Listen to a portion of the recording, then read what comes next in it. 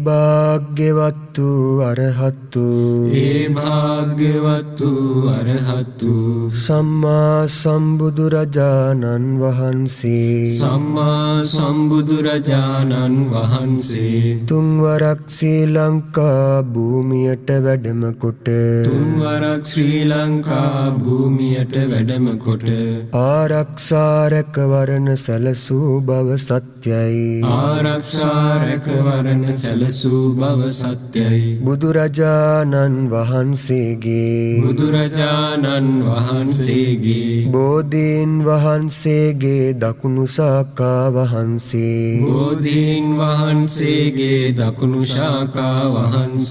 ලංකා භූමියේ වැඩ සිටින බව සත්‍යයි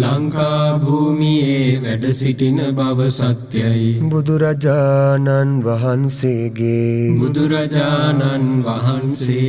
ද්‍රෝණයක් ධාතුන් වහන්සේලා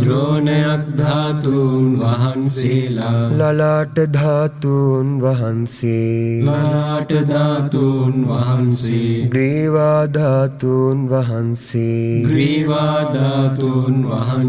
උතුම් දළදා වහන්සේලා ආදී බොහෝ සර්වඥ ධාතුන් වහන්සේලා ලංකාදීපය තුල වැඩ සිටින බව සත්‍යයි බුදුරජාණන් වහන්සේ තුන්බිය දුරු කිරීම පිණිස රතන සූත්‍රය මහා කරුණාවෙන් දේශනා කළ බව සත්‍යයි